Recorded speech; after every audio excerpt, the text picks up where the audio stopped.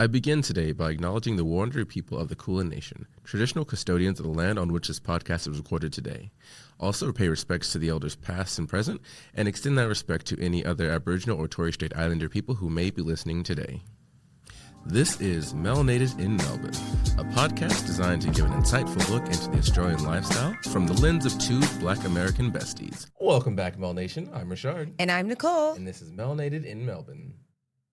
Oh, I just shorted out. Melanated in Melbourne. That's all I got for you guys today because I'm tired. So tired. But you know what? We are alive. We are here. And actually, speaking of tired, I have a question for you. What is your old person pastime? My old person pastime. So I don't know if there's like a title for it. I just came up with that name. So we're still young. Obviously, we're aging, but we're still young. But there's one thing I was like, damn. My grandma would do that. Like, what do you have, if you have one? I don't know. I feel like mine revolves around like nutrition and fiber and having my vitamins and sleeping on a satin pillowcase and having my knees elevated. A lot of sleep and nutrition. Well, that's nutrition things. Those so are yes, still very valid. So yes, I think those are my old people pastimes. But I feel like there's other activities, but I just can't think of it right now, which also makes me feel old. Yeah. When I was every time I pack the bag for the setup for I'm like, this. Oh my God, where's that one thing? And I'm like, where's my sunglasses? It's on my head. Oh, real. I noticed one thing today because my partner just moved in. I'm like noticing a lot more of my habits. Oh, Maxie Boo. So because of that, I'm noticing a lot more of my habits. And one thing that I've noticed is I will open a soda water and never finish it. What? I will get like 1/3 of the way and I'll just like get distracted and never see it again, then open another one. In this economy, you better drink that soda water. And then I do because I feel like I'm wasting it, but flat soda water is just the most painful thing. That is you're just like, unfortunate. Flavor. I believe this Sprite is too spicy for my palate. I needed to cool off a little bit. I don't know why. This is the... It's ever since I did that little crunchy voice. Now it's all coming out. You know what I love? A prune Danish. That is my favorite thing. I love a prune. An absolute mess. Okay. So, actually, no, being old is kind of a overarching theme of some of the points that I have today. I love this. And, like, first of all, new music in the last few weeks. Have you been hearing the new things? So you know... What kind of new things? The Dookie and Gaga song? I haven't heard the new Dookie and Gaga song, but you know I'm going to be all the way here for it. I had myself just strutting down the road. Like, it just starts immediately, and it just gets you. It absolutely gets you. I love that. And the one thing that I thought was funny, once because I went to go my Apple Music, and I was like, show me the new music. I want to know what's happening. And I just let it play through the new stuff, and it kind of heard through some people who have new things, and I didn't know these individuals were making music anymore. Oh. Pitbull has a new song. Oh, Dele. And the Chainsmokers have a new song. Oh. The thing Confusion. Is, okay. They're both bops. No, really? They're both bops. And I think it's a recession indicator that both these two people who arguably peaked in the mid-2010s are back with hits. Yeah, I'm very surprised by this. The only thing I could really think of from Chainsmokers is that baby, hold me closer in the backseat of your Rover. With Halsey, our biracial white passing queen. Is she related to Michael Jackson? Was that a real thing? Wait a minute. Which black person? Oh, no, you're thinking of London. Are you thinking of London? Is it London or is it Paris? Maybe I got my cities mixed up. Maybe it's Brussels. No, but is it Paris Jackson? Maybe it's Paris Jackson because they look real similar. Because Paris was in the Swarm. Yeah, it was in Swarm. That's who it was. Yeah. Like my brain put them together. I'm sorry, biracial girls. Yes, I didn't mean to do that to you. We're sorry. We're sorry. I feel like Pitbull is like supposed to be like a fairy godmother because he just always comes through and gives you motivational advice. He's like, don't worry about them people. Just take your time. And it's all about time and have the best time of your life. Like, if he was Cinderella's fairy godmother, she would have gotten to the ball quicker. Oh, yeah. And actually, speaking of Cinderella, I'm just thinking about that now. Like, imagine getting ready for a thing, and you're like, oh, but at midnight you're done. And I'm like, in this day and age? At midnight I will be done. Like, yeah. What time did I leave the house? Because there's no way I spent hours getting ready when you have magic. Yeah. That's always my, like, when you joke around and you call me Cinderella, I was like I'm saying out to midnight. Right. I mean, talk about old people time. I mean, like, my time to sleep, my time for rest.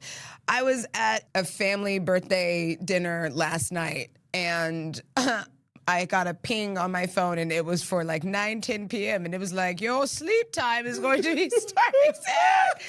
And I was like, and here I am eating a lamb rump in a pub. I was like, my time.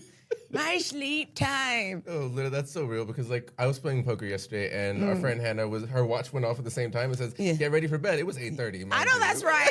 Shout out to Hannah. Shout out to Hannah, REM Queen, because we gonna get that sleep.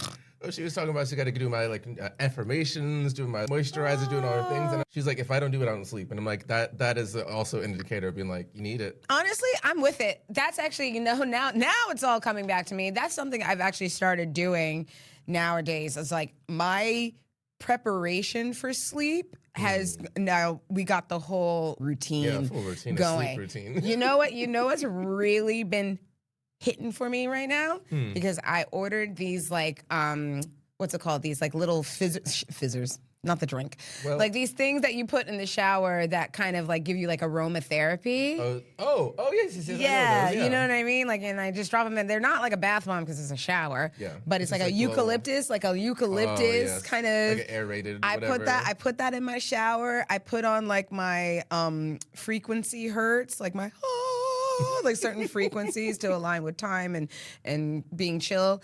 And you know what I'm doing?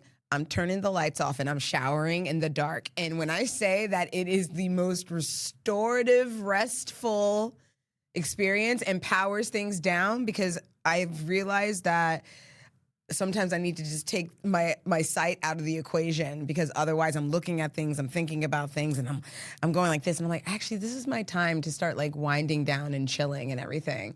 So, I mean, do I scrub myself in the dark? Not necessarily. She needs the light for that. I was about to say, but like, you just hit with Braille with your bath soaps. Luckily, my light switch is like right outside the shower door, so I could just do a little quick and then do some box breathing, really bring down my heart rate. Got the aromatherapy going. Got the going. It's really changed my nighttime routine, because if I just like go and put myself into bed, I won't fall asleep. I have to do so many things in order to make myself go to sleep. Well, I was taking my sleep for granted, because sometimes I'd be like, you know what, I'm just gonna. That would be so nice. But that's also why my back is so fucked up, because I will fall asleep in whatever angle. Like if I was stretched out, I'd just be like, I wake up and like, why am I contorted like this? What happened to my spine? Listen, my partner is the same exact way. He will sleep with his neck at a 90-degree angle. And I'm like, what are you doing? Sleeping all willy-nilly. You better get some. You'll slip a disc. Exactly. You can't be sleeping all William-nilliam. You need to have some alignment. All right? Have a crook in your neck. Fuck up your whole week. Right. You crazy. You're so crazy. But yeah. Shout out to sleep. Oh, shout out to sleep. I know you're sleeping. Shout out to the honk shoe mimes out there. I'm with you. But what have you been up to? Because as you may or may not know, this last episode we had Adam pop in and our friend Jacob talk about just like different experiences being in Australia. Go listen to that episode if you haven't yet. But what have you been up to since you were last in the booth? When was the last time? I don't even remember the last time I was here. Because I've been doing a little bit of everything. I started my stand-up comedy career. I told you guys about the amazing course that I took with Marcel Blanche DeWitt. Shout out to him. That is my comedy coach.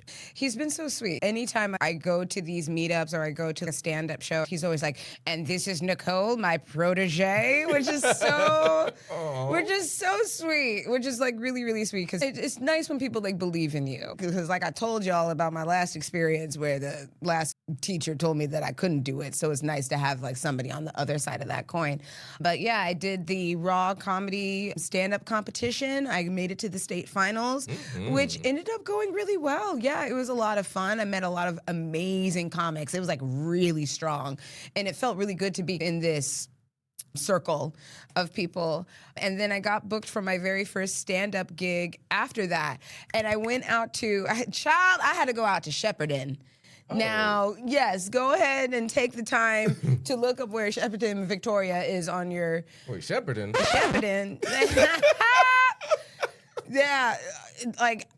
I was like, I could probably get there by train. It was 3.5 hours by train, so I was not going to be doing that. So thankfully, my comedy coach was like, hop in the car, we'll drive up there, we'll work on your set, we'll make like tweaks and punch-ups and everything. So it ended up being really nice. But yeah, it was like a bit of a car ride. It was all the way out there, but it was for the Shepparton Arts Festival. So thank you guys so much for giving me the opportunity to perform one of my first paid gigs. I got paid. Was, oh my gosh, that was very magical for me. Shout out to money. But yeah, it was really out there, and I was wondering, I was like, is my comedy going to translate to these people? Because I didn't even know this place existed until like 5 minutes ago. So I feel like there was going to be a bit of a disconnect, but people were really excited to hear what I had to say. There were lots of laughs. It was really fun. It was a really warm room. Yeah, and so I'm looking forward to doing it again. I'm going to be having another gig, I think, next week, April 18th. So this may not be out in time, but I'm going to be performing with Girls Just Want to Have Puns, which I'm very excited about. But, the other thing about Shepparton, it's so far out there. It was next to a town named Dookie. And I was like, I'm sorry, what? Oh, yeah, you told me about this. Dookie, Australia. Like, I cannot believe that there's a town named Dookie. If it wasn't after the gig that I realized this, I would have pulled over and taken a picture with the sign because I'm childish. Yeah, you got to take a picture of Dookie. Yeah, you can. got to. I know, because I couldn't believe it. And then they looked at the population. There's only like 700 people in this town, because I'm sure once people are born, they're just like, I gotta get out of Dookie. Gotta get out of Dookie. Where you from, Dookie? So yeah, that felt like a nice cultural experience for me. Cultural experience for me. But yeah, it's been really nice doing comedy. I also have a few acting things coming up, which I'm really excited about on Monday. I'm going to be performing in a short film with an actor named Osama Sami, who is a very brilliant actor. So I'm excited to be sharing the screen with him. He was in this show called House of Gods, which is about a powerful, I believe it's an Iraqi-Australian family, which was just some really beautiful work. So I'm excited to be sharing a scene with him. So I'll definitely let you guys know how that goes. So she's been working. She's working. She's busy. She's tired. I'm also going to be hosting a panel discussion this weekend with the Roots Collective, which is really important because I think in this day and age, things are crazy. Mm-hmm. And we're trying to figure out how to navigate this world and how to put our money towards the right things. The Roots Collective is essentially going to be organizing all the Black-owned and POC-owned businesses here in Australia so we know who to put our money towards, which is like a really smart idea. And they're having a launch party this weekend, and I get to host a panel discussion with Ella, who's been previously on the podcast, Ella Rowe from LVs, and then Chadley, he goes by Chad, from Little Homie Cafe, and then LaCarrie, who's the owner of the Roots Collective. So I'll be talking to some really brilliant minds and seeing people on the dance floor, and I'm really excited for it. Yeah. Amazing. Yay. How about you? What you been up to? Well, first of all, we have a milestone. Hello.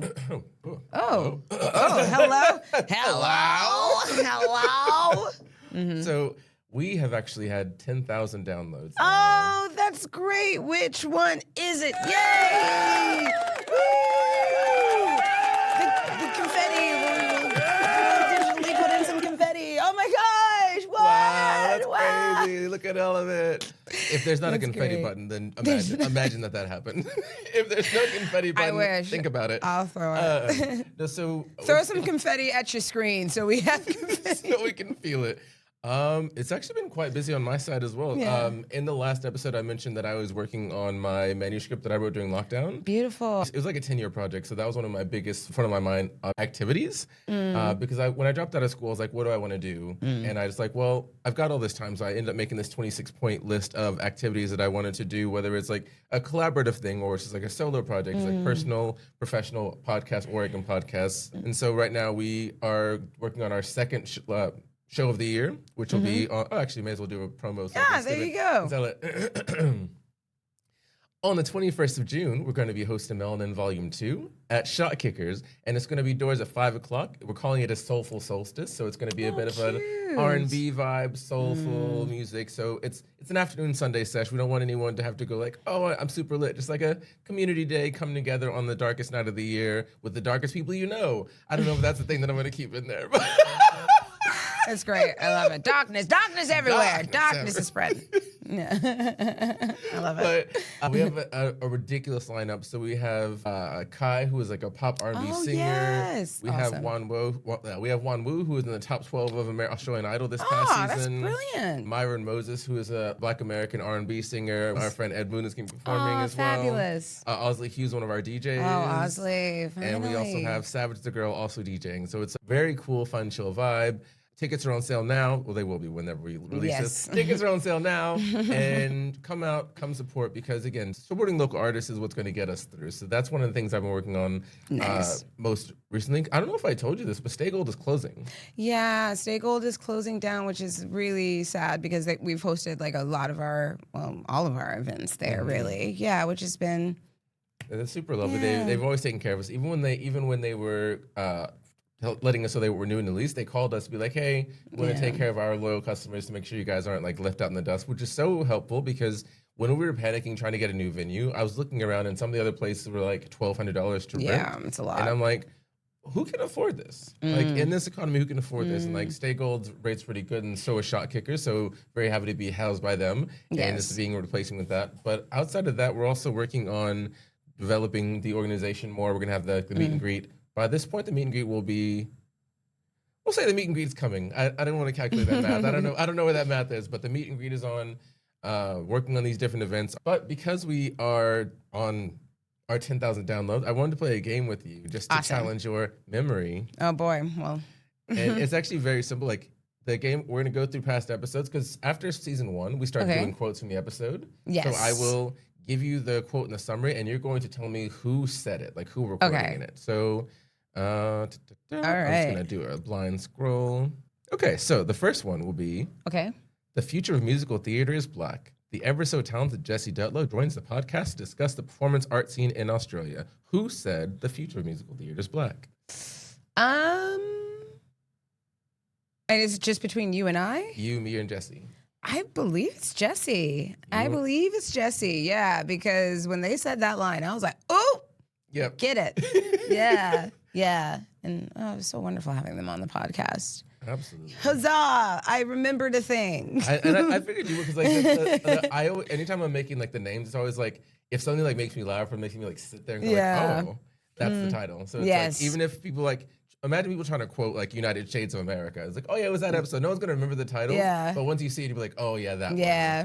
So all right, 1 for 1. Your next one will be okay. Who said emotional support wigs? And Nicole and Ri'chard are joined by the fantastic drag queen D Flowers as they dissect the local and international drag scene. Who said emotional support wigs? I think I did. Although it's like, I know that D has quite a few wigs as well, and we really bonded over that fact. I think it's me. Final answer, Regis. Final answer, Regis. Survey says, ding, ding, ding. Yes! That is correct. 2 for 2. Yes. Long live emotional support. That's so, that was another fun episode. Because love a wig. More wigs than Moira Rose. R.A.P. Catherine Hahn. Wait, Catherine Hahn? Catherine O'Hara. Catherine O'Hara. Thank you. If you killed Catherine Hahn. No, I don't want to kill. After she just got cast as Mother Gothel for live action. I know. No. Long may she reign, Catherine Hahn. Rest in peace to Catherine O'Hara. So the final one. Oh boy. I'm not gonna kill you with too many. Okay. So this one is: have you tried not being poor? Nicole and Ri'chard are joined by Counselor Sajal to discuss the impact of colonization, patriarchy, capitalism on our mental health. I think that's you. I think you said, have you tried not being poor? Yes, final answer. It's you. Because I'm going with you. That is also correct. Yes!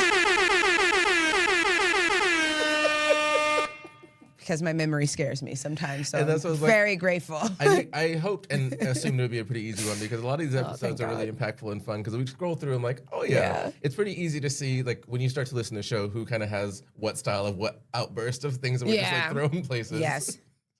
thank you guys so much for 10,000 downloads. Like we always say, we appreciate each and every one of you who listens and then goes and tells a friend and shares it or reposts a clip or follows our Instagram page, or even if you just happen to tee-hee or chuckle at what it is that we're saying. We just appreciate all the support and the connection and just, yeah, thanks, guys. Mm-hmm.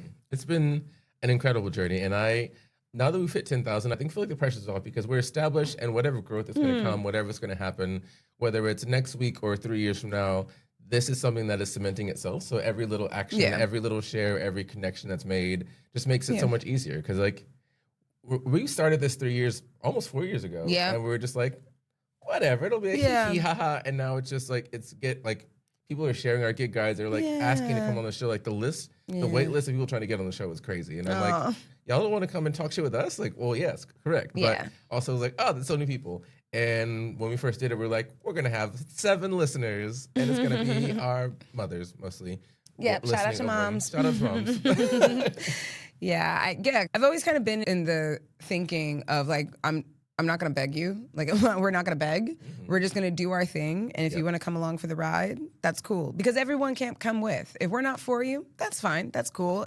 But it means a lot that we are finding our audience. And people are finding us, you know, because we're just putting it out into the ether. We're being our wildest selves. We're just being ourselves. And people are resonating with it. And that just means so much. Yeah, it's nice that y'all fuck with us heavy. Absolutely. Much appreciated. One of the things, like, I guess connecting to this, one of the reasons going back to my story, like I wrote the book, I went to go revise it in 2023, but then the podcast started, and I'm like, that I can only do one creative thing. My brain only has so much. I was doing the 9 to 5 at the time. The podcast learning curve was so steep.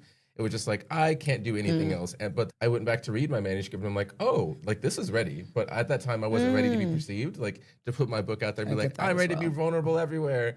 But the podcast has forced that upon us. So it's just like, oh, yeah, you can read that, whatever. Like I've been spilling my soul obviously within range. I'm not giving you the real secrets, and just being vulnerable in public spaces, and people have been resonating with it. So much like the podcast, if people don't like my book, it wasn't for them. But I know the people who will want it, who need it, the audience will be found, and I know it's possible because it happens with the podcast. So that it's funny how those creative endeavors, like you able to circle back and be like, oh, now here we are.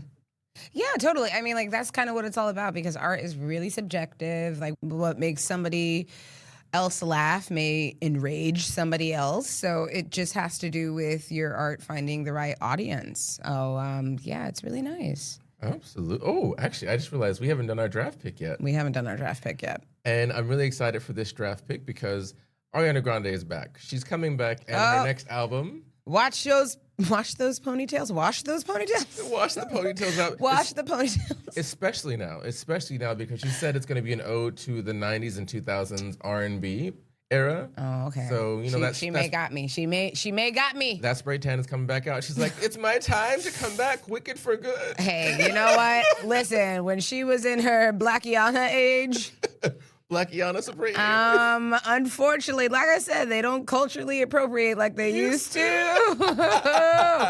And does that mean saying we need more of it? I don't know, but the music was better. Right. It was hitting, it was doing a thing. So it was like, I'm not saying it, but listen, I'm going to be listening. So for today's draft pick, we are going to do... Yeah, because I do like Ariana Grande's music. Some albums I'm all the way there. Some albums I'm not all the way there, which is nothing to her, but it's just like, once again, it's like art. But speaking of Blackiana and appropriating, we're going to do Thank You next. Oh, thank God, because I was going to say that was my shit. That was my shit, because shout out to Victoria Monet.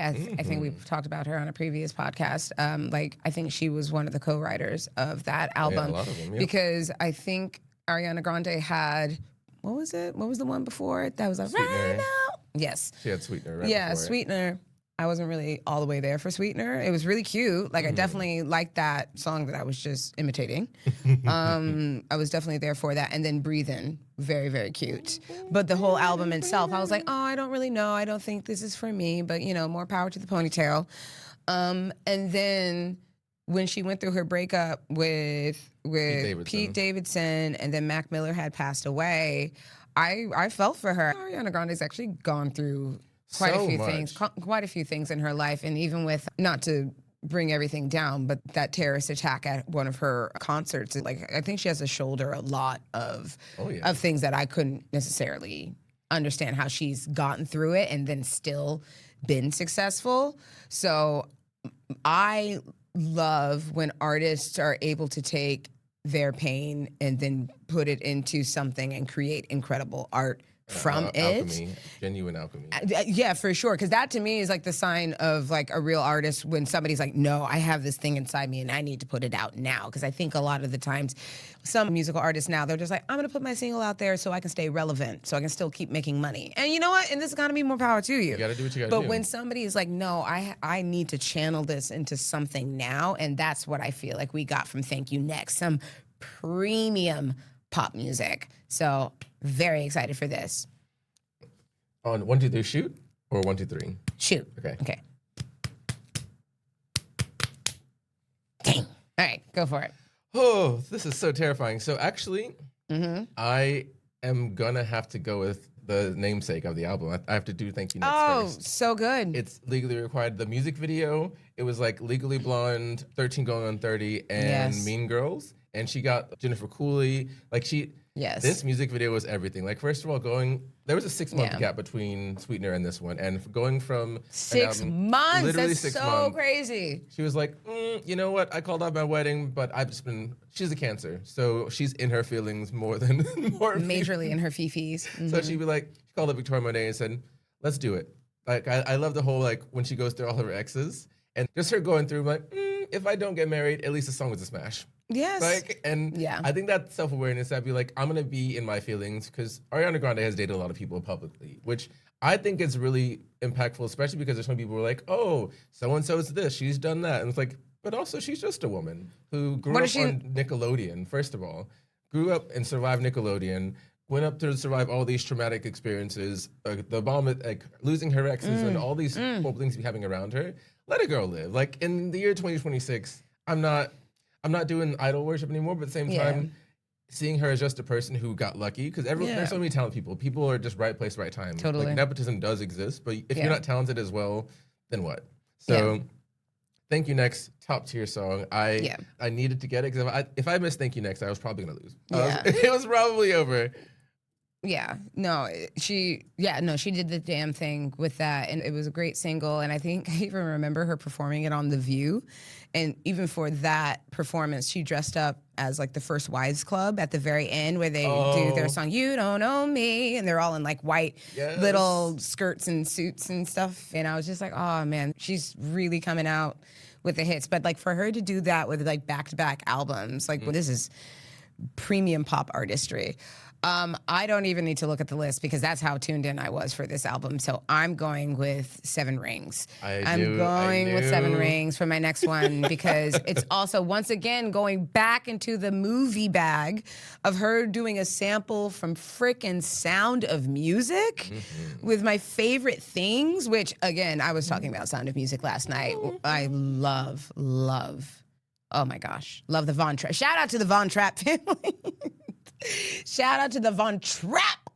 So Seven Rings, because I also feel like that's like a love song to her homegirls and her friends. It was. Got matching diamonds from Six of My Bitches. Six of My Bitches, and I was like, oh, I hope I get to make it. I hope I make it that big that I can like buy my friends stuff. That would be. If you don't, I will. Like, we're racing to it. Like, yeah, we're racing to it, because success is the only path. Like, where there are branches doesn't matter, but success, I'm manifesting for both of us. It's happening regardless. 100%. So if it's not you, it's me. It's like we're racing to be like, who's gonna get there first? And I'll tell you, I'm a size M in rings. Actually, not a size M. I'm pretty sure. M. I think so. Again, I think of all of the artists and all the divas, Ariana is actually my number one. I have all of her albums. Like Beyonce's, I have every single one of Ariana's albums. I'm missing one Beyonce album only because it's really hard to find. Oh yeah, it's the first one, right? Yeah, Dangerously in Love. Dangerously in Love is very hard to find, but all of Ariana's albums, I know it back and front. So I'm actually gonna hop off of the singles. There was a handful of scenes, like it did pop off really well. But I'm gonna go with NASA. Oh, great choice. That would have been my second choice as well. I'm going with NASA. I love that song. N-A-S-A. Yeah, and then with Shangela Laquifa doing the the one giant step for woman. Yeah, it was something one giant step for womankind. Oh, it's so good. Be alone tonight. Yeah. And I resonated with that because I love being in a relationship, but also leave me alone. Yeah. Like, also just leave me alone. Just like, and my partner's really good about it. I'm like, you know what? I'm going to go have an evening. This man will just go play Roller Coaster Tycoon and just be happy as a clam. It's like, oh, hey, you're back. What's up? Yeah. Like, genuine golden retriever. But like, I just need my space because like, you come back and it's like, oh, that was great. But I miss my man. Like, that song spoke to me. Even when I was single, like, that song speaks to me infinitely. It's also a big Cancer song as well. Like, big Cancer vibes with that one. Well, I'm going to go with her, in my opinion, one of the most vulnerable songs, and I loved it very much, but Ghostin', I thought was incredible. I thought the fact that she, like, put it out there, like the conversations like she had with Pete Davidson and like her, like, you know, hurting over like the passing of Mac Miller. And I thought it was just really vulnerable. Like, I was just like, oh, she's kind of letting us like peek behind the curtain of like the things that were said, like, we'll get through this, we'll get past this. I'm a girl with a whole lot of baggage. Oh man. And I just, and then the fact that she used a sample from Mac Miller's music and just kind of let us see the connection she had between obviously feeling thankful for the relationship that she had with Mac Miller, but letting us know that it did impact her relationship with Pete, which I thought was, I was like, dang, we were all in her business. I was like, we were up in all of her business. Because Mac Miller, as an artist, I didn't listen to all of his albums. Like, I haven't really deep dived that way. However, he's got music that really reaches to me, like really, really reaches to me. He was a very talented kid, and it felt awful that people were like blaming her for his passing. And that was what ate me up because, like, very much like you, I didn't listen to all of Mac Miller's stuff, but The Divine Feminine, where she features twice, that's easily one of my favorites. Like, I know he has more prolific albums, but just the way that it was written, the storytelling behind it, I was just like, oh, I felt this. So knowing that we got to watch their relationship rise and fall and all the extra things, like, it did feel like we shouldn't have been there. It was very much just like, oh, I don't. But no, I love the vulnerability of this album because it was so much raw emotion. Sweetener was very polished. Sweetener was planned. It was all these things. It was planned because you could tell that it was like her record label and it's something that was planned. This just felt more raw. It was raw. It was motion. And Ghostin' is an incredible song. Yeah. I'm actually really curious to see how this ends because this album, in my mind, is no skips. There's no skips. You can do it on loop. But my final pick is going to have to be an emotional one as well, and it's going to be Needy. Needy is really good. It's like, I can be needy, so hard to please me. Oh, my God. Yeah, we know the lyrics. We definitely know the lyrics. But Needy was like, because again, after Imagine, it was like, imagine a world like that where she's like, it was the first album. She's like, hey, now shit's coming back, but I'm here. Imagine was incredible, but Needy was just like, I can be needy. Like, I'm emotional, but I'm worth it. I can be needy. It's good to be needed. This is what I need, and can you meet me there? Yeah. Very direct communication. She lets you know what she needs, and then you're either in or you're out. And I'm like, absolutely. Yeah. Direct communication all the way through. Yes. Okay. And yeah, I agree. I wore this album out. And I think, was this around lockdown? Was it around lockdown? Before lockdown? No, 2 years before. Okay, well, I thought it was around lockdown because that's how much I was listening to it 2 years after. Well, I think it was very close to lockdown because it says this, but I don't think that's true. It's saying December 14th, 2018. I want to disagree and say it was 2019. Yeah, I want to, but I also don't. Because Sweetener was 2018 in like August or July. So nuts. Actually, let's look it up. Let's find out. We have the internet. That's so nuts. Like, Sweetener was just, it was very cute. And picking it up, I'm loving, I'm leaving, I'm picking it up. Oh, man. I think that's why I get it. People think of pop as this, like, flimsy pretext to just kind of, like... February 2019. February 2019, thank you next. Yeah, thank you. Because why are you trying to mess with us? Maybe, I think that might have been a single. I think that's when Thank You Next, the single dropped. Okay, and gotcha. Apple Music is not good about, like, if the first song and you know what the album's called, they were like, oh, it dropped this date. Gotcha. With the very first song. I'm like, that's not when this dropped. No. So, like 6 months difference. What is your final pick? Well, one thing I also love about Ariana Grande is when it comes to the boy band decisions, her and I are on the same accord. because she is an NSYNC girl. As we know, as I've said many a time, I too am an NSYNC girl. So when she came out with Break Up With Your Girlfriend Because I'm Bored, which is, again, very gutsy, because she does have a bit of a track record of taking other people's men. And the fact that she did that and then had a little It Makes Me Ill by NSYNC. You can say I'm big if you want to, but I'm only hating on you because I want to. You can say I'm tripping if you feel like, but you without me ain't right. Which I loved on No Strings Attached. Again, that was some premium cultural appropriation. So I really love that she gave us that little NSYNC moment with Break Up With Your Girlfriend. Yeah, and again, very ballsy, very gutsy. Oh, absolutely. This album is just so good. I find myself going back to it a lot, and there's no losing in this run. Yeah. We got some good mixes, so we're going to see what you guys think. But for a recap, I said Thank You Next, NASA, and Needy. And I said 7 Rings, Ghostin', and Break Up With Your Girlfriend because I'm bored. That is so diabolical. She takes us through every emotion on this album. She's like, she takes us through grief, sorrow, loss, and then now she's like, I feel like being evil. So grief, sorrow, loss, coming together with community, healing, bondage, and now revenge. Heaven forbid a girl has hobbies. Right. Women's rights and women's wrongs all day, every day. Like, yeah. Cannot, will not, absolutely. Great, great, great. There was one other thing on my list. One of the things that I wanted to save, not save for last, but I forgot to mention is I wanted to talk about my birthday. Yay! Because as we were talking about before, we've been booked and busy. We've just been running and screaming and kicking and going. And like I famously love my birthday. Love my birthday. Love to throw a party. Love to have my friends around.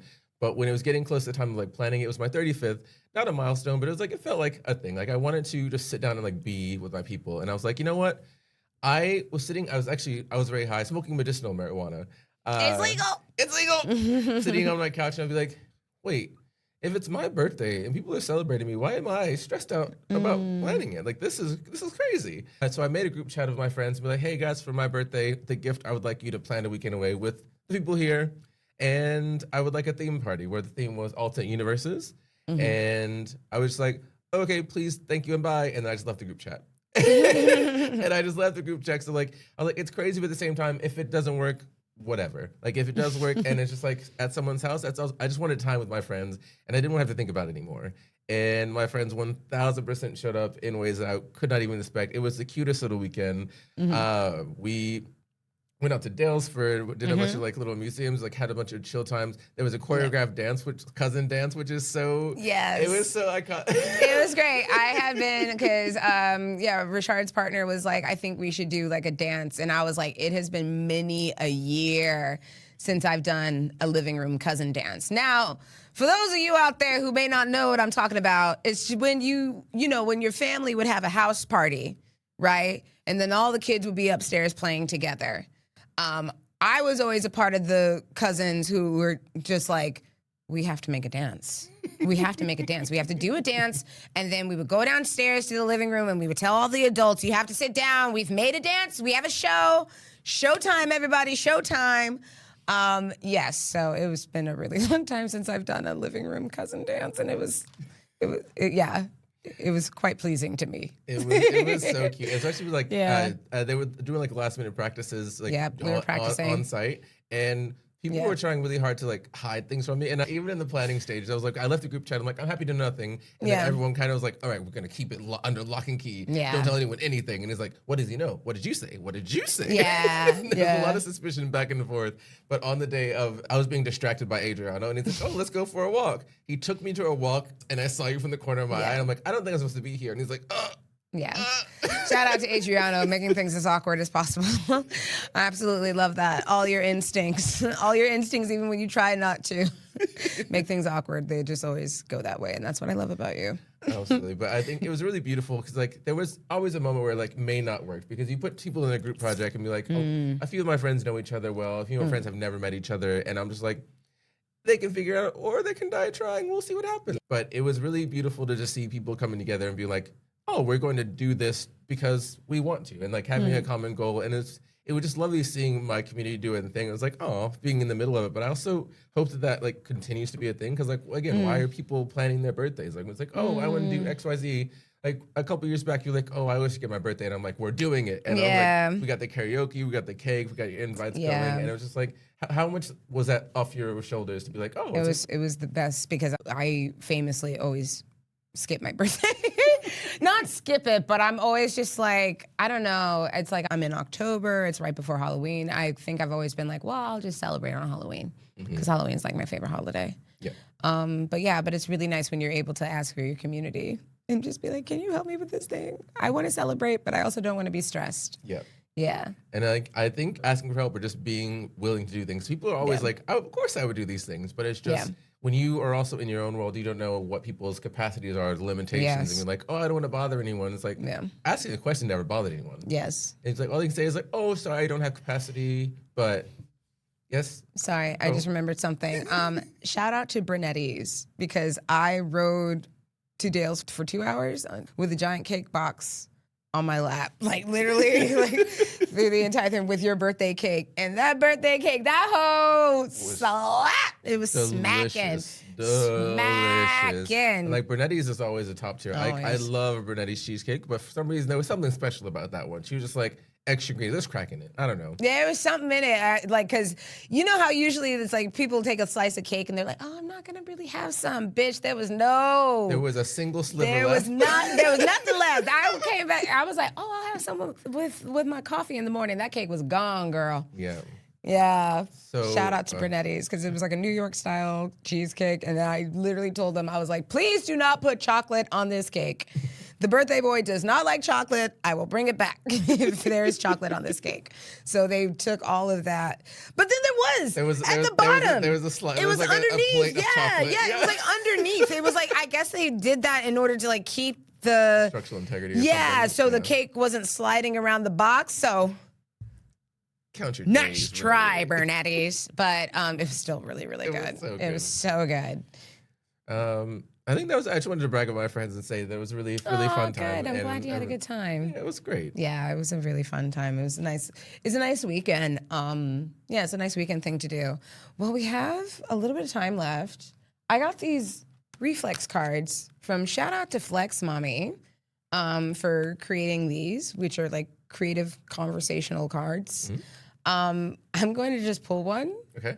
And we'll see how it goes. This may go horribly awry. If we end up crying on camera, it's better for the views. It may go horribly awry. Okay, step 1, pick a card at random, answer the question quickly, honestly, and on reflex. Step 2, analyze why you answered the way that you did. Explore what has informed your opinion. Okay. Interesting. Okay, here we go. We're shuffling. Did you just shuffle the rules into that? Perhaps. Perhaps, but it'll be somewhere in there. Okay, here we go. When dating, is having a type ethical? Yes. Yeah, I would think so. Yeah, of course. Because if you don't know what you want, you don't know what you're going to be, like what your lines are. Like, oh, this is acceptable. Because like no one's going to be your perfect partner. No one's ever going to be like, oh, I want this. But if you're like, I'm going to date everybody, but then you don't know what you like. And then it's like, then you just married whoever just because they were there. Yeah, I understand what it's posing. It's like, shouldn't we be open to things? But I think the older you get, it's like the more certain you are about certain things. And I know one thing for certain, I'm not going to date trash. Yeah. And some of y'all don't have your shit together. Oh, amen. Hallelujah. I also think having a type and discriminating are two very different things. Because when I grew up in Texas, I dated a lot of Mexican men because like that was who was talking to me. Shout out to Mexican men. Like the passion, girl, the passion. But I will never be like, I'm never going to date X or I'll say I'm only dating Mexican men. Like, I love them and they love me. When the white kids are bullying me and the black kids are bullying me, the Mexican people were like, come over here, we got you. So it's like, I will always have love for Mexican people as a whole. Yeah. But I'm not going to be like, my partner's white. I'm not going to be like, I'm never going to date a Mexican person again. Like, you're not discriminating by having a type of like, oh, this is who I usually gel with. Yeah. Doesn't mean it's the only one you gel with. But yes, I will say having a type is ethical. Yeah, I think it's fine. I think it's fine for people to be like, no, this is what I want. I do think people kind of get caught up in the, I don't know, visual side of things. And it's like, for me, it matters like what's on the inside. Because if you're like a good looking person, but you're a piece of shit, I'm like, God, there's nothing you can do for me. Get like a oil fire could happen and then what? Yep. Now you're just awful on... Never mind. Yeah, can't do it. All right. Are security and stability actually attainable? why do you pursue it? Ooh. Oh. Ooh. Security and stability actually attainable. That's funny because I think that that's definitely what I'm striving for in my life. But it's like this question is posing, will I ever have a point in my life where I finally feel secure? I'm going to say no. Yeah. I'm going to say it's not attainable only because it's like a happy ever after. Like you don't get a happy ever after. Like it keeps going. Like you will be happy and secure now, but we're all one climate crisis away from having nothing. Honey. We're all one big accident away from being on the streets. So like attainability, no, but like it's nice. I think it's ongoing. I think it's ongoing. That's what I'm gonna say. Yeah, I think it's like, why do I pursue it? Because I want to live. Yeah, the alternative. What's the alternative? I want to live. But I get it because it's also like I feel secure in myself knowing that one of my affirmations is like things always work out for me. Same. Things always work out for me. Things always have a way of working out for me. We haven't died, and we're always succeeding in new ways. Everything always works out. And that's not even being delusional, or perhaps it is, but I'll live in my delusion because things always work out for me. But I also see big celebrities doing commercials nowadays, and I'm just kind of like, oh, all right. In this economy, everybody's trying to everybody's trying to make sure everybody's trying to make money now. So it's just like if I'm seeing this giant person who already has millions of dollars launching their own mobile phone network, I'm like, okay, yeah, no, we need to be out here working. Absolutely. Because it can all go away in an instant. So these are kind of fun. Okay. And then, ooh, which would be more satisfying? Freedom to do whatever you want or freedom from suffering? Oh, that's easy. Freedom from suffering. Ooh. I'm going to lock in a freedom from suffering because if you are free from suffering, that's what I'm saying. Think about it. But freedom to do whatever you want. Whatever you want. No limitations. Yeah. Isn't that crazy? Yeah. See, Flex Mommy, you did that thing, girl. I'm actually going to retract. I know it's supposed to be an instant thing because when you think about some of my suffering, not to say that I'm like, I have a pain king, but some of my suffering has made me better. Hey. Some of my suffering, if I hadn't been rejected from certain things, if I hadn't been rejected by certain people, I wouldn't have grown and found the right path for things. So in that suffering, it hurt, but it also made me better. So I'm not going to say that it's going to be like a trauma Olympics, but I'm going to go with doing whatever I want. I think I completely understand why your first impulse was to be like, well, freedom from suffering, because that's like suffering is a part of life. No one can escape from suffering. But I also believe that when I look at some of the people in the world right now and the people in positions of power, it's like, I'm like, I don't think you suffered enough because you have no character. You have no character. Yeah, you haven't been knocked the fuck out. That's why y'all acting up the way that you do, because I think some people have been sheltered their whole lives and therefore they don't even really know. Because I feel like suffering almost teaches you compassion a lot of the times, because once you know what struggle feels like, you're like, oh, why would I want somebody to feel like this? This feels terrible. Yeah. So I get it. I'm with you. Failure has made me the person that I am today. Failure is a part of success.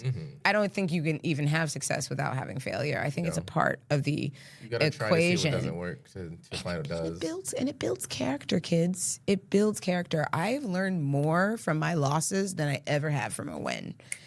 Ever.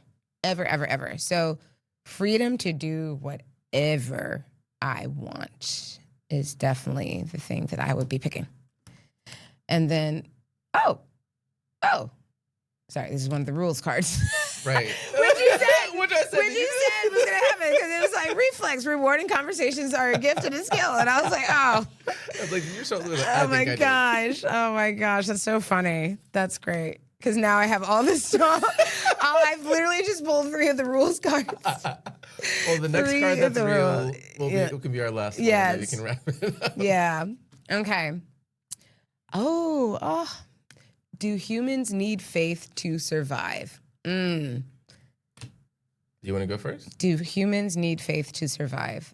I do believe faith and hope are some of the most powerful forces in this world. I mean, I can probably just speak for myself in saying that, yeah, I need faith in order to survive. And I need that light in order to get through, quite literally, in order to get through the darkness. I hope I'm a person that remains hopeful. I know that I'm definitely, like, they're definitely trying your girl at the moment. It's definitely, it feels a lot easier to give up. But I think as the person I really am, I'm always going to have faith because everything always works out for me. I'm always going to believe that things are going to work out in the long run. Ri'chard! I am 100% in that camp, and I think that's why all this works so well because, like, even when we're starting, I'm like, let's just try it. Let's just do a thing because, like, as long as you're not differentiating faith from hope, like, I see them as interchangeable as well because when you have faith, you're like, when someone's like, have faith, believe that it's going to work, believe beyond what you can see. That ability to have hope beyond my present circumstances has always helped me to get to a better place. If I only believed what was in front of me, I would have never left America. I would have never been here. I would have never started a podcast. I would have never written a book. I would have never come out of the closet because in my mind, at the time when I came out in 2007, it was like everything felt impossible. The idea of living with a man, being on the other side of the world, my entire life was not possible until I decided that it was. So without that faith, I would have just done a 9-to-5 job and just gone to work, come home, watch TV, and just died, like just in that cycle forever. So 100% do believe that faith is needed for survival. I'm so in agreement. Like, just because you have faith and just because everything always will work out for me doesn't mean that I'm not supposed to put the work in. You have to try. Yes. You have to try. Like, faith involves effort. It takes effort. It takes a lot of energy. And like I said, in this day and age when like all this darkness is around us, it takes a lot of work to be like, actually things are going to work out because I'm going to make things work. Yeah. I'm too crazy to fail. Right. And yeah, faith has a place in this world. And there are certain times where people don't have that faith, so allow me to be that person to tell you to have it. And then sometimes it'll switch. There'll be times I'll be like, dang, ain't nothing gonna work out. And then somebody else helps you. It's a communal effort. Absolutely. Yeah, it's bringing it communal right back to effort to believe. The core theme. I don't have anything to add to this. That's a beautiful place. And I really like these cards. Yes, thank you very much, Flex Mommy and Bobo Magilla. I'm butchering your name right now. And Bobo Magilla. Yes, thank you for Reflex the Game. These are really good cards. Well done, Lillian. That's really, really cool. I'd be down to throw one of those questions each episode. Yeah, love that. Love that because I got another deck right over here as well. Double deck. Yeah, no, this is really, really cool. So if you are interested in having those, I believe her Instagram handle is @flex.mommy. So. And we're not sponsored yet. That's just a general recommendation. But thank you, Lillian. Yes, those are really cool. Thank you, Lillian, and thank you, Nicole, for a another great episode. But until next time, I'm Ri'chard. And I'm Nicole. And this has been Melanated in Melbourne. Bye, guys. Keep the faith. Keep the faith. Faith Hill and the Faith Heavens. I'm gonna live for it. Oh, that's faith. Cut the cameras. Cut the cameras.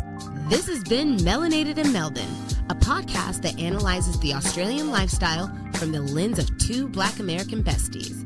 Visit us at melanatedinmelbourne.com or follow us on Instagram to send us your comments or questions. Thank you for listening.